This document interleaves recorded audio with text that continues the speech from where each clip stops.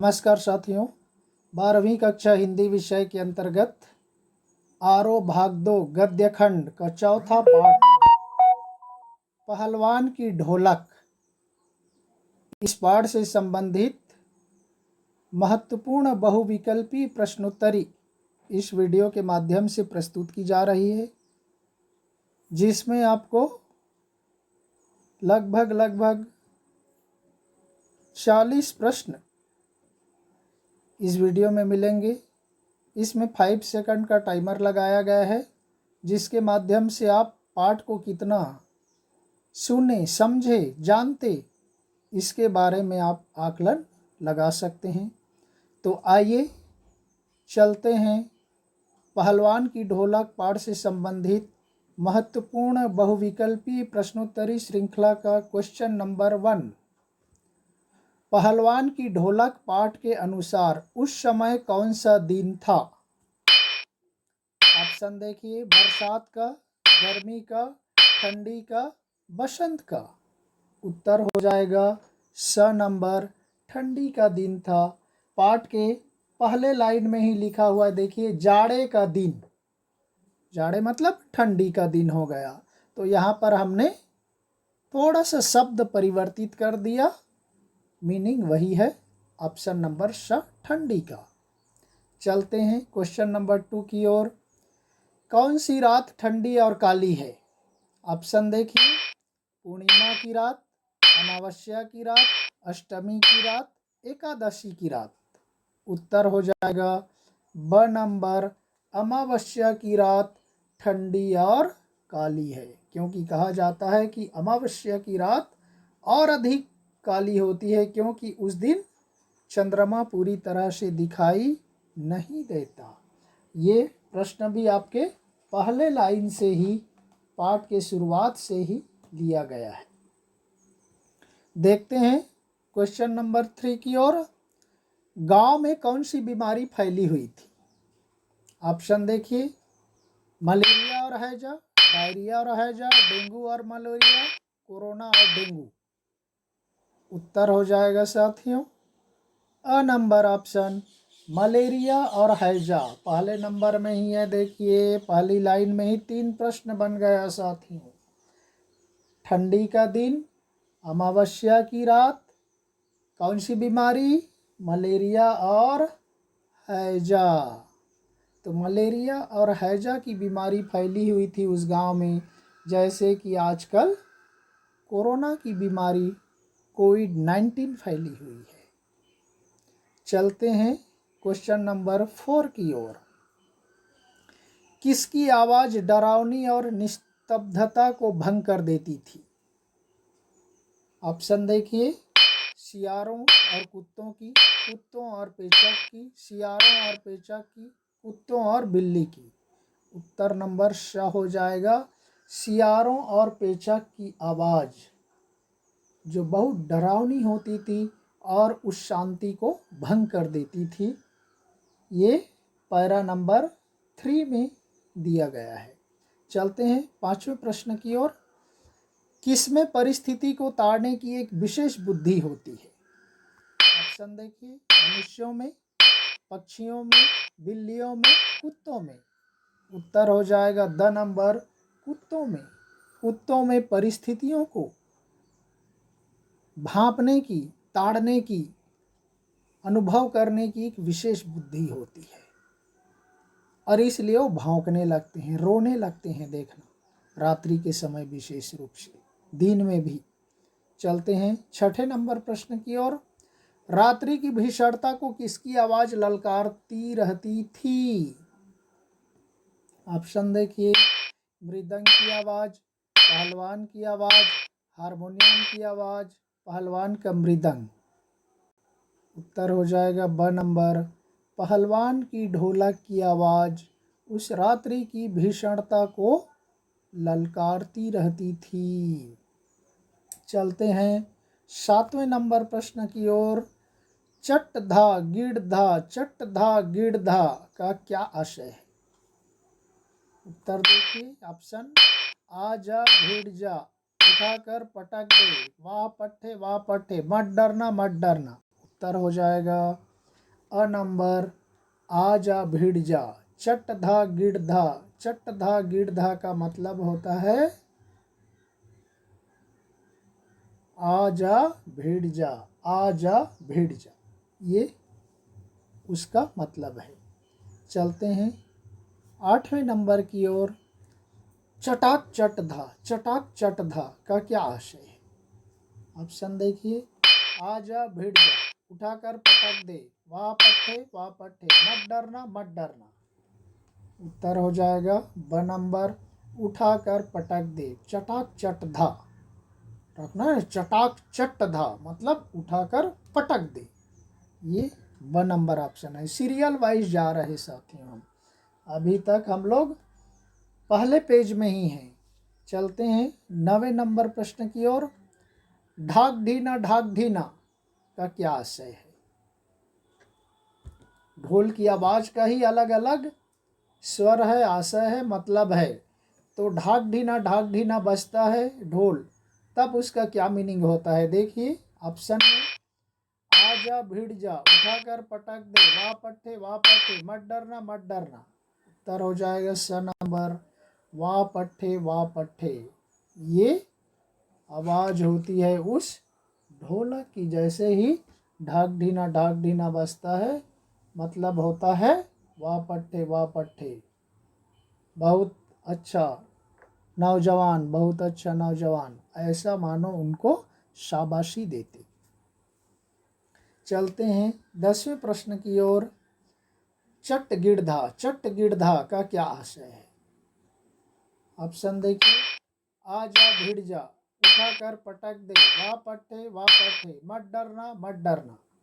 उत्तर हो जाएगा the number option, मत डरना। चट गिड़धा, चटाक चट धा हमने उसको अलग बताया था। देखिए चटाक चट धा गिड़धा यानी आजा भिड़ जा है, ये चट गिड़धा है। मत डरना मतलब उसको दिलासा बंधाता, भरोसा दिलाता। चलते हैं 11वें प्रश्न की ओर। धाक धीना तिरकड़ती ना का क्या आशय है? ऑप्शन देखिए, आजा भिड़ जा, उठाकर पटक दे, दांव काटो बाहर हो जा, मत डरना। उत्तर हो जाएगा स नंबर, धाक दीना तिरकड़ती ना, इसका मतलब है दांव काटो बाहर हो जा। दांव पहलवानी का खेल है, कुश्ती का खेल है। अखाड़े में कैसे एक दूसरे को दांव पेच लगा करके पटकने का प्रयास करते, तो वहाँ पर ढोल की आवाज़ कहता है धाक दीना तिरकड़ती ना, दांव काटो बाहर हो जा। तब वह लुट्टन सिंह पहलवान दब से दांव काट लेता है। चलते हैं 11वें के बाद 12वें नंबर प्रश्न की ओर। धीना धीक धीना का क्या आशय है? उत्तर देखिए ऑप्शन, आजा भिड़ जा, चित करो, वाह पट्टे मत डरना। उत्तर हो जाएगा ब नंबर, चित करो। धीक धीना का मतलब होता है चित करो, यानी पीठ के बल लिटाओ। जो पहलवान होते हैं, कुश्ती करने वाले होते हैं, जूडो वाले, जिसको आप लोग समझते, पेट के बल है तो वो नहीं होता, पीठ के बल सुलाना। पीठ के बल सुला दिया तो समझो वो हार गया, है ना। तो अब चलते हैं 13वें नंबर प्रश्न की ओर। धागिड़ धागिड़ का क्या आशय है? धागिड़ देखिए क्या बताया है, वाह बहादुर, चित करो, वाह पट्टे मत डरना। उत्तर हो जाएगा अ नंबर, वाह बहादुर। ये फिर से शाबाशी देते। धागिड़ का मतलब होता है वाह बहादुर, मानो उनकी शाबाशी देता है। चलते हैं 14वें नंबर प्रश्न की ओर। किसकी आवाज मृत गांव में संजीवनी शक्ति भरती थी? तबला की, मृदंग की, ढोलक की, सितार की? उत्तर देखिए किसका है? उत्तर हो जाएगा स नंबर ऑप्शन ढोलक की आवाज, तबला की नहीं, मृदंग की नहीं, सितार की नहीं, किसकी आवाज? ढोलक की आवाज गांव में मृत संजीवनी शक्ति भरती थी। 15वें नंबर प्रश्न में देखते हैं, पहलवान का वास्तविक नाम क्या है? बहुत सरल है, बूटन सिंह, लुट्टन सिंह, चांद सिंह, बादल सिंह। उत्तर हो जाएगा ब नंबर लुट्टन सिंह। उस पहलवान का नाम है लुट्टन सिंह। चलते हैं 16वें नंबर प्रश्न की ओर। शेर के बच्चे का असल नाम क्या था? जो और दूसरा पहलवान था जिसको शेर के बच्चे की टाइटल दी गई, उसका वास्तविक नाम क्या था? ऑप्शन देखिए, बूटन सिंह, लुट्टन सिंह, चांद सिंह, बादल सिंह।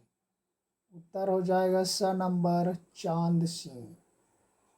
देखो, लुट्टन सिंह पहलवान का असली नाम है, शेर के बच्चे का असली नाम चांद सिंह है। स नंबर ऑप्शन। 17वें नंबर प्रश्न में चलते हैं, पहलवान चांद सिंह के गुरु का नाम क्या है? जो पहलवान चांद सिंह था उसका गुरु कौन था? उसके गुरु का नाम क्या था? ऑप्शन में देखिए, बूटन सिंह, लुट्टन सिंह, चांद सिंह, बादल सिंह। उत्तर हो जाएगा द नंबर बादल सिंह। ये सारे नामों को याद रख लीजिए साथियों। पहलवान चांद सिंह के गुरु का नाम था बादल सिंह। चलते हैं 18वें नंबर प्रश्न की ओर। चांद सिंह ने कौन सी टाइटल, उपाधि, पदवी प्राप्त की थी? ऑप्शन देखिए, बाघ के बच्चे की, शेर के बच्चे की, श्रेष्ठ पहलवान की, श्रेष्ठ गुरु की।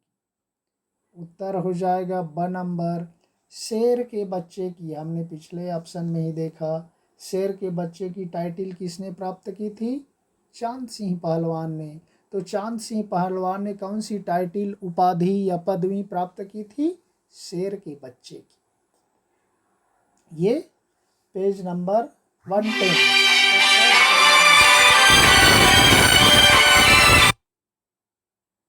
चलते हैं 18वें नंबर प्रश्न के बाद 19वें नंबर प्रश्न की ओर।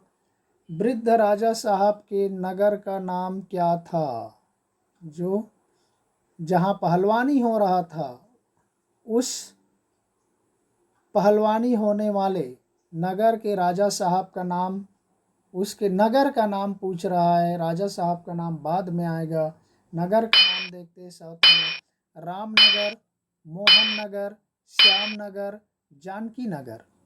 उत्तर हो जाएगा स नंबर श्याम नगर। राजा साहब के नगर का नाम था श्याम नगर।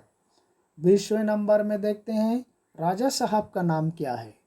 श्याम नगर के वृद्ध राजा साहब का नाम क्या था? बहुत ही सरल है। ऑप्शन देखिए, रामानंद, कृष्णानंद, परमानंद, श्यामानंद। उत्तर हो जाएगा द नंबर श्यामानंद। देखिए, राजा के नगर का नाम श्याम नगर और बूढ़े राजा का नाम श्यामानंद। श्याम नगर, श्यामानंद, दोनों श्याम श्याम से जुड़ रहा है। नंद नगर, बस उतना अंतर है। चलते हैं 21वें प्रश्न की ओर। लुट्टन पहलवान कितने वर्ष की उम्र में अनाथ हो गया? ऑप्शन देखिए, 5 वर्ष, 7 वर्ष, 9 वर्ष, 12 वर्ष। हमने दोनों को लिख दिया है साथियों, अंक में भी शब्दों में भी। तो लुट्टन पहलवान कितने वर्ष की उम्र में अनाथ हो गया? 9 वर्ष की उम्र में। देखिए पेज नंबर 110 का तीसरी लाइन में ही लिखा हुआ है, 9 वर्ष की उम्र में वह लुट्टन पहलवान अनाथ हो गया। अर्थात लुट्टन पहलवान के माता पिता की मृत्यु हो जाती है जब लुट्टन पहलवान 9 वर्ष का था। चलते हैं 22वें प्रश्न की ओर। अनाथ का सही विलोम शब्द होगा। ये ग्रामर से संबंधित है, गद्यांश में भी कभी पूछ दिया जाता है, इसलिए हमने इसको रखा है साथियों। अनाथ का सही विलोम शब्द होगा नाथ, सनाथ, विनाथ, सुनाथ। उत्तर हो जाएगा ब नंबर। अनाथ का सही विलोम शब्द होगा सनाथ। अ की जगह में स कर दो, बस अनाथ सनाथ। अनाथ जिसके माता पिता नहीं होते, सनाथ जिसके माता पिता सभी लोग होते हैं, उनको कहा जाता है सनाथ। चलते हैं 23वें नंबर प्रश्न की ओर। अनाथ लुट्टन पहलवान का पालन पोषण किसने किया? ऑप्शन देखिए, दादा दादी ने, माता पिता ने, नाना नानी ने, विधवा सास ने। उत्तर हो जाएगा द नंबर ऑप्शन, उसकी विधवा सास ने। उसके सास के भी पति की मृत्यु हो गई थी, अर्थात पहलवान के ससुर जी का भी निधन हो गया था। उसकी सास विधवा हो गई थी क्योंकि वह बचपन में शादी कर लिया था। उस जमाने में बाल विवाह होता था, तो बचपना में शादी कर लिया था। इसलिए 9 वर्ष की उम्र में जब पहलवान के माता पिता की मृत्यु हो गई, तो उस लुट्टन पहलवान का पालन पोषण उसकी विधवा सास ने किया था। चलते हैं 24वें प्रश्न की ओर। लुट्टन पहलवान अपने दोनों हाथों को दोनों ओर कितने डिग्री की दूरी पर फैलाकर चलता था? ऑप्शन देखिए, 40 डिग्री, 45 डिग्री, 50 डिग्री, 55 डिग्री। उत्तर हो जाएगा ब नंबर, 45 डिग्री। 45 डिग्री के कोण पर मानो वह फैलाकर लुट्टन पहलवान गांव में चलता था। देख करके उसको लोग डरते थे। इस तरह से वह पहलवान गांव में अपना प्रभाव रखता था। 25वें नंबर प्रश्न में देखते हैं, श्यामनगर का वृद्ध राजा किसका प्रेमी था? ऑप्शन देखिए, शिकार का, खान पान का, मौज मस्ती का, ऐशो आराम का। उत्तर हो जाएगा अ नंबर ऑप्शन, शिकार का प्रेमी था श्यामनगर का वृद्ध राजा श्यामानंद। राजा का नाम मालूम है ना, पिछले में हम लोग पढ़ लिए, श्यामानंद। उसके नगर का नाम श्यामनगर। किसका प्रेमी था? शिकार प्रेमी। उस जमाने में राजा महाराजा लोग जंगलों में जाकर शिकार करते थे, शेरों का, बाघों का, हिरणों का शिकार करते थे। तो शिकार प्रेमी था श्यामनगर का राजा श्यामानंद। चलते हैं 26वें प्रश्न की ओर। लुट्टन पहलवान दंगल देखने कहाँ गया था? ऑप्शन देखिए, रामनगर, मोहननगर, श्यामनगर, जानकी नगर। उत्तर हो जाएगा श्यामनगर। लुट्टन पहलवान दंगल देखने के लिए श्यामनगर गया हुआ था, जहाँ का राजा था श्यामानंद। 27वें प्रश्न में देखते हैं, राजा साहब ने लुट्टन पहलवान को कितने रुपये का नोट देकर मेला देखकर घर जाने के लिए कहा? ऑप्शन देखिए, 5 रुपये, 10 रुपये, 15 रुपये, 20 रुपये। उत्तर हो जाएगा ब नंबर, 10 रुपये। जब वह लुट्टन पहलवान चांद सिंह से कुश्ती करने की जिद करने लगता है, तब उसके उम्र को देख करके राजा साहब ने लुट्टन पहलवान को 10 रुपये का नोट दिया और कहता है मेला देख लो और देख करके घर वापस चले जाओ। तो 10 रुपये का नोट दे करके उसको घर जाने का सलाह देता है। ये 110 नंबर पेज का सबसे लास्ट लाइन में है साथी। चलते हैं 28वें प्रश्न की ओर। लुट्टन पहलवान को दंगल अखाड़ा में कौन साथ दे रहा था? ऑप्शन देखिए, जनमत, बहुमत, राजमत, ढोलक की आवाज। उत्तर हो जाएगा द नंबर, ढोल की आवाज। लुट्टन पहलवान को दंगल में अखाड़ा में केवल और केवल साथ दे रहा था, वह ढोलों की आवाज ही साथ दे रहा था। बाकी तीनों चांद सिंह के पक्ष में था। जनमत, बहुमत, राजमत, राजा का भी मानना था, लोगों का भी मानना था और अधिकांश लोगों का भी मानना था कि इस कुश्ती में चांद सिंह लुट्टन पहलवान को पराजित कर देंगे, धूल चटा देंगे, ऐसा लोग मान रहे थे। वहाँ पर केवल ढोल की आवाज़ ही लुट्टन पहलवान का साथ दे रहा था, उसके पक्ष में था, उसके फेवर में था। चलते हैं 29 क्वेश्चन की ओर। दंगल में पहलवान चांद सिंह के पक्ष में था, राजमत, बहुमत, लोकमत, अ और ब दोनों। उत्तर हो जाएगा, ऑलरेडी यहाँ पर उत्तर दे दिया गया है साथियों, पहले से ही आ गया। दंगल में पहलवान चांद सिंह के पक्ष में दोनों ही था, राजमत भी था, राजा का मत भी था और बहुमत भी था, अ और ब दोनों। चलते हैं 30वें नंबर प्रश्न की ओर। लुट्टन पहलवान विजयी होने के बाद सबसे पहले किसको श्रद्धापूर्वक प्रणाम किया? ऑप्शन देखिए, राजा साहब को, लोगों को, ढोलों को, गुरु को। उत्तर हो जाएगा स नंबर ऑप्शन, ढोलों को, क्योंकि वह ढोल की आवाज़ था जो उसका साथ दे रहा था, बाकी सभी लोग तो चांद सिंह के पक्ष में थे।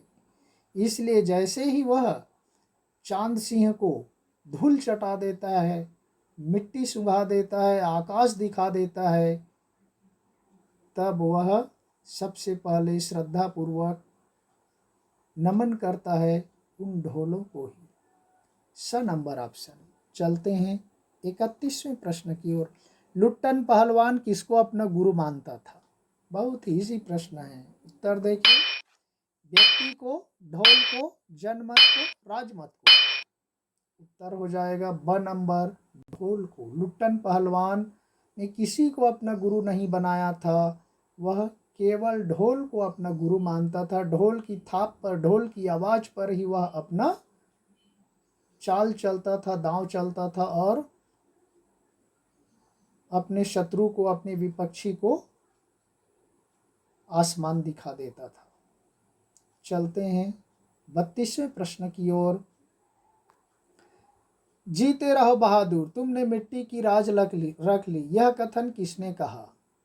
ऑप्शन देखिए, राजा के मंत्री ने, मैनेजर साहब ने, राजा साहब ने, जनमत ने।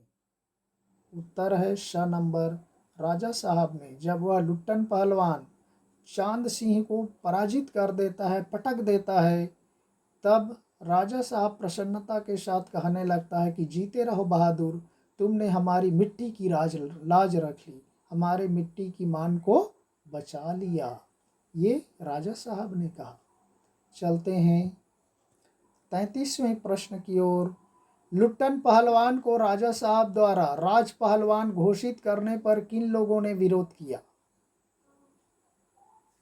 ऑप्शन देखिए, जनमत ने, राज पंडितों ने, मैनेजर साहब ने, ब और श दोनों ने। उत्तर हो जाएगा द नंबर, ब और श दोनों ने किया। जब राजा साहब उस लुट्टन पहलवान की पहलवानी से खुश हो गया और खुश होकर के उसको राज्य पहलवान घोषित कर दिया। घोषित करने पर चूंकि वह पहलवान निम्न जाति का था और राजा के जो सलाहकार थे, पंडित थे, मैनेजर थे, वो सब लोग उच्च जाति के थे, ब्राह्मण वर्ग के थे, क्षत्रिय वर्ग के थे। इसलिए राज पंडितों ने और मैनेजर साहब ने लुट्टन पहलवान के राज पहलवान घोषित करने पर विरोध किया, लेकिन राजा साहब ने किसी की बात नहीं सुना। उन्होंने कहा वह क्षत्रिय का काम किया है, वह कोई सामान्य व्यक्ति नहीं है, वह क्षत्रिय का काम किया है, इसलिए उसको राज पहलवान घोषित किया गया। चलते हैं 34वें प्रश्न की ओर। कौन लंगोट लगाकर आली कहकर अपने प्रतिद्वंदी पर टूटता है तो प्रतिद्वंदी पहलवान को लकवा मार जाता है? ऑप्शन देखिए, लुट्टन सिंह, चांद सिंह, काला खां, बादल सिंह। उत्तर हो जाएगा स नंबर, काला खां। वह लंगोट लगाकर अली कहकर अपने प्रतिद्वंदी पर, अपने विपक्षी पर, अपने शत्रु पर टूट पड़ता था, तो वह प्रतिद्वंदी को लकवा मार जाता था, वह निष्क्रिय हो जाता था। यह पेज नंबर 112 के सबसे अंतिम लाइन में दिया गया है साथियों। उसका नाम है काला खां। ये भी एक पहलवान था। चारों पहलवान हैं, लुट्टन सिंह, चांद सिंह, काला खां, बादल सिंह। हम पिछले में भी देख चुके। और बादल सिंह कौन है? चांद सिंह का गुरु है, ये ध्यान रख लीजिए। चलते हैं 35वें प्रश्न की ओर। चार चांद लगाना मुहावरे का सही अर्थ है। थोड़ा मुहावरे भी देख लेते। ऑप्शन देखते हैं। आकाश में चांद लगाना, आकाश में उठाना, चांद को सजाना, शोभा बढ़ाना। उत्तर हो जाएगा द नंबर, शोभा बढ़ाना। चार चांद लगाना मुहावरे का सही अर्थ है शोभा बढ़ाना या सुंदरता बढ़ाना। चार चांद मुहावरे का अर्थ है। चलते हैं 36वें प्रश्न में। मिट्टी सूंघाना या आसमान दिखाना मुहावरे का सही अर्थ है। ऑप्शन देखिए। मिट्टी की खुशबू लेना, आकाश की सैर कराना, पराजित करना, आसमान में घूमना। उत्तर हो जाएगा स नंबर, पराजित करना।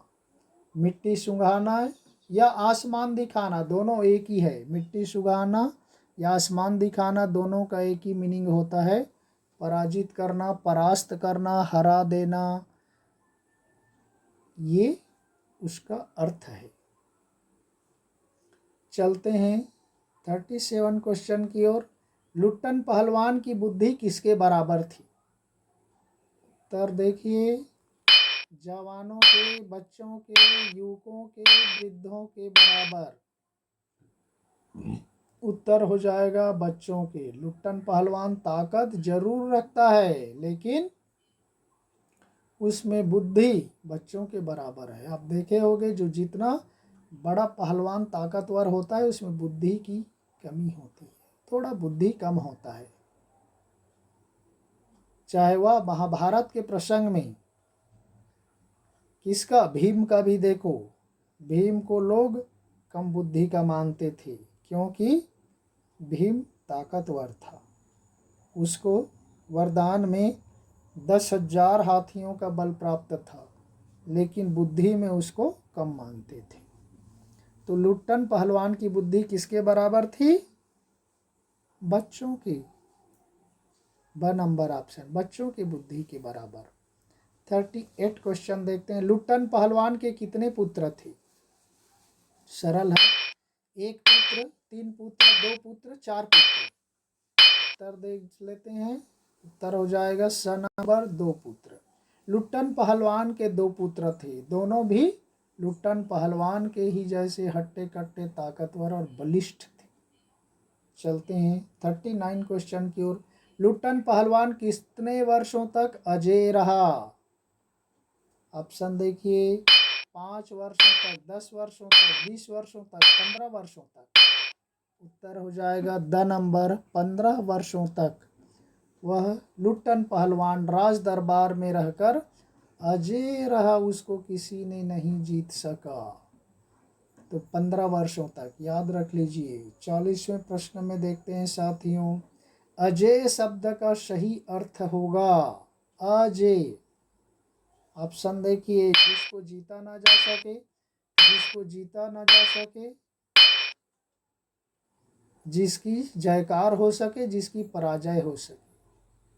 उत्तर हो जाएगा ब नंबर, जिसको जीता ना जा सके। जिसको जीता जा सके है फर्स्ट ऑप्शन है। तो यहाँ पर उत्तर हो जाएगा अजेय, जिसको जीता ना जा सके, जिसको कोई जीत नहीं सकता, उसको कहा जाता है अजेय। अनेक शब्दों के लिए एक शब्द है यहाँ पर। कभी कभी इस तरह के प्रश्न भी पूछ दिए जाते हैं। ये व्याकरणिक कॉम्पिटेंसी बेस्ड क्वेश्चन है। अजेय, अनेक शब्दों के लिए एक शब्द, जिसको जीता न जा सके। चलते हैं 41वें प्रश्न की ओर। लुट्टन पहलवान दोपहर में लेटे लेटे अपने पुत्रों को किसकी शिक्षा देता था? ऑप्शन देखिए। पूजा पाठ की, तीर्थ यात्रा की, सांसारिक ज्ञान की, ईश्वरीय ज्ञान की। उत्तर हो जाएगा स नंबर, सांसारिक ज्ञान की। जब लुट्टन पहलवान को नया राजकुमार अपने दरबार से निकाल देता है, तब वो आकर के गांव में रहने लगते, गांव में रह करके अपना जीवन यापन करते। तो उस समय अपने दोनों पहलवान पुत्रों को वह दोपहर के समय खाट पर लेटे लेटे सांसारिक ज्ञान की शिक्षा भी देता था। चलते हैं 42वें प्रश्न की ओर। पानी फिरना मुहावरे का सही अर्थ होगा। पानी फिरना, ऑप्शन देखिए, पानी पड़ जाना, पानी बह जाना, पानी निकल जाना, समाप्त होना, नष्ट होना। उत्तर हो जाएगा साथियों द नंबर, समाप्त होना या नष्ट होना। पानी फिरना पेज नंबर 114 का पहली लाइन में ही दिया गया है साथियों। वह पानी फिरना यानी समाप्त हो जाना, नष्ट हो जाना, बेकार हो जाना, व्यर्थ हो जाना, ये सही अर्थ है। 43वें प्रश्न में देखते हैं, अनावृष्टि का सही विलोम शब्द होगा। अनावृष्टि, ऑप्शन देखिए, वृष्टि, अतिवृष्टि, अतिसृष्टि, अपकीर्ति। उत्तर हो जाएगा ब नंबर, अतिवृष्टि। अनावृष्टि का मतलब होता है सूखा, अकाल, पानी नहीं गिरना। अतिवृष्टि बहुत बारिश होता है, बाढ़ आ जाती है। तो अतिवृष्टि, अनावृष्टि, पानी नहीं गिरना, बहुत अधिक पानी गिरना, तो ये अनावृष्टि, अतिवृष्टि, ये विलोम शब्द है। चलते हैं 44वें प्रश्न की ओर। लुट्टन पहलवान गांव में रहकर किन किन लोगों को कुश्ती सिखाने लगा? ऑप्शन देखिए, सभी लोगों को, नौजवानों को, चरवाहों को, ब और श दोनों को। उत्तर हो जाएगा द नंबर, ब और श दोनों को। जब गांव में लुट्टन पहलवान आया तो वह अपने गांव के नौजवानों को, नवयुवकों को और चरवाहों को, जो गांव में भैंस, बकरी, ढोर वगैरह चराते थे, उन सब को वह कुश्ती सिखाने का काम करता था लुट्टन पहलवान। चलते हैं 45वें प्रश्न की ओर। 1.5 हाथ का कलेजा होना मुहावरे का सही अर्थ होगा। ऑप्शन देखिए, बहुत सहनशील मन होना, बहुत बड़ा दिल होना, अ और ब दोनों होना, बहुत बड़ा कलेजा होना। उत्तर हो जाएगा स नंबर, अ और ब दोनों। 1.5 हाथ का कलेजा होना यानी बहुत सहनशील मन होना, बहुत बड़ा दिल होना।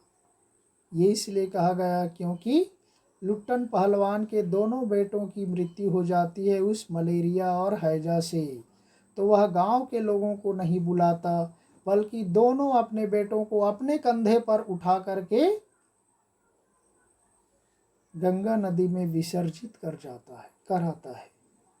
इसलिए गांव के लोग उसकी इस साहस को, हिम्मत को देखकर कहने लगे कि पहलवान का कलेजा 1.5 हाथ का है, 1.5 हाथ का कलेजा है, तभी उन्होंने ऐसा कर पाया, ऐसा वे बोलने लगे। तो उसका मतलब है बहुत सहनशील मन होना, बहुत बड़ा दिल होना, इसका अर्थ है।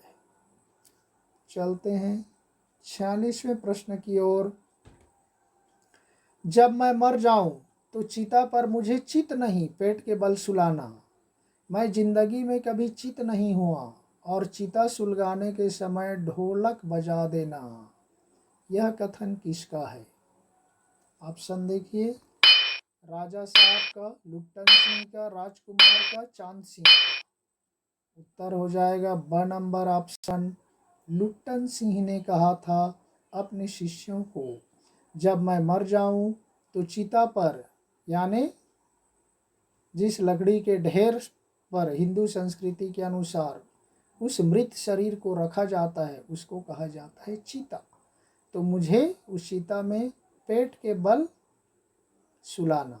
सामान्यतः पीठ के बल सुलाया जाता है, लेकिन उन्होंने कहा था कि मुझे पेट के बल सुलाना, क्योंकि मैं जिंदगी में कभी चित नहीं हुआ, पीठ के बल नहीं सोया, अर्थात मैंने कभी हार नहीं स्वीकारी, मुझे किसी ने पराजित नहीं किया, इसलिए जब मेरी मृत्यु हो जाए तो मुझे पीठ के बल नहीं पेट के बल सुलाना और चिता को आग लगाते वक्त ढोल की आवाज़ बजा देना, ढोलक की आवाज़ बजा देना, ऐसा उस लुट्टन पहलवान ने अपने शिष्यों को कहा था।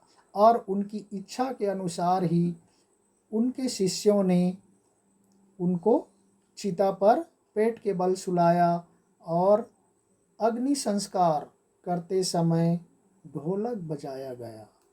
तो इस तरह से साथियों, मैंने आपको शुरू में बोल दिया था कि लगभग 40 प्रश्न है करके, टोटल 46 प्रश्न है साथियों। यहीं पर हमारा यह पहलवान की ढोलक पाठ से संबंधित महत्वपूर्ण बहुविकल्पीय प्रश्नोत्तरी श्रृंखला समाप्त हो रहा है। इसके बाद हम किसी दूसरे पाठ के साथ फिर मिलेंगे। तब तक के लिए धन्यवाद। जय हिंद।